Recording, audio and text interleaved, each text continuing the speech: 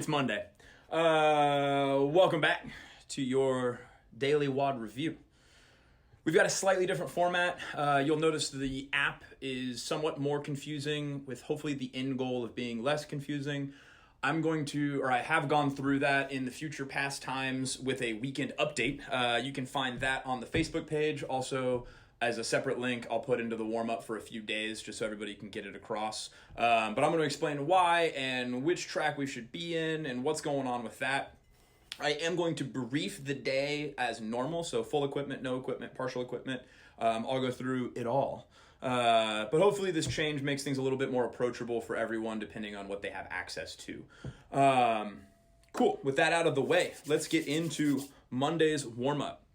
You have an EMOM of 4 minutes, so it's 4 minutes long. And every minute on the minute, you're going to do a stagger stance good morning, so 5 on each side. You're just going to kick a leg back. We got Shandon over here with the demo. Big thing on this is focusing on making that front leg look and feel just like a deadlift / good morning, okay? Play around with it. It does change how you create that hinge pattern, but it should feel the same when it's all said and done. And then you've got 20 quick high knees. So 10, nice and quick. Repeat that 4 times. Going into the mobility, just a quick little snippet from the Ido Portal squat routine. Up to my leftness, stage right. You've got Joe, who is doing these T-spine rotations, or warrior squats as we usually call them. With this, just go down to where you feel comfortable and rotate on up. If you want to take a deep breath, breathing into that opened side, you'll see a lot of benefit in your ability to breathe in the bottom of the squat, open up the rib cage. Cool. Moving forward from there, we've got a little bit longer of a specific warm-up. We have 3 rounds of 20 alternating Samson lunges. That's that reach up and then grab the leg and then going through. Just 20 seconds worth. So if you want to do 2 reps over 10 seconds, that's fine. However you want to do it. And then backwards arm circles. So you can just keep them small here. You can go big. It doesn't matter, but move your shoulders around for 20 seconds. And then we have 20 seconds of inchworm to a plank. Normally we do these to a push-up or to a reach up overhead into a hollow position. For today, I really just want you to stretch your hamstrings out while you're moving.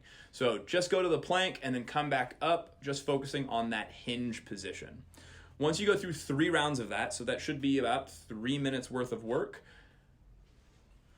we've got some barbell stuff. Trying a slightly new thing today. If you have the equipment, awesome. Rock out on this barbell complex. If you just have a broom, a sweeper, or a PVC pipe, and you want to work on your power snatch technique, Joe over here is going to have a walkthrough of the barbell warm-up and then a demo of the complex. I put a link to that in the weightlifting portion of the Wodify app. So that's just that YouTube video that's in there. Pull it up.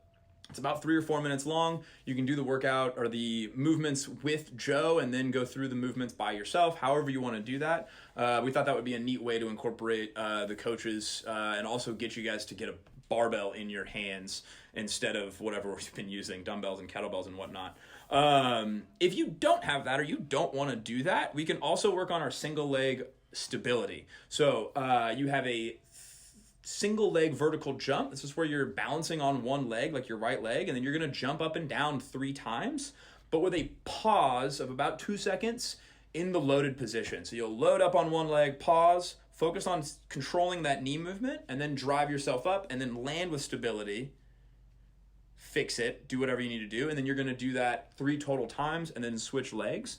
And then you would do that for 5 sets. Okay, this is a great thing if you struggle with knee stability or knee. If you want to use that as prep or whatever, it's really good for your knees. Just be careful. You shouldn't have any pain when you do that. Dope. Moving on. Here's where we part ways. So one of the things that DECA has done for us is given us a separate workout altogether for the partial or no equipment, while also leaving in the other one. So instead of trying to match the stimulus with a milk jug or small child, we just got a different body weight workout altogether, so it makes a little bit more sense. I'm going to start there, and then we'll go into this 9-round workout afterwards. But 16-minute EMOM of 30 seconds, 2 air squats plus 2 lunges, demoed by the beautiful Carrie Combs over here. The intent of this, you're going to move through the complex for 30 seconds straight. Don't rush. This doesn't have a score. just move with consistency, play around with your foot stance, how you plant your legs for the lunges, where you want to do your squats. Play around with that for 30 seconds and then rest for 30 seconds. On the opposite minute, you have 5 to 15 of piked push-ups or push-ups or handstand push-ups if we're up for that, okay? What I want us to focus on with any of those is the control in the movement.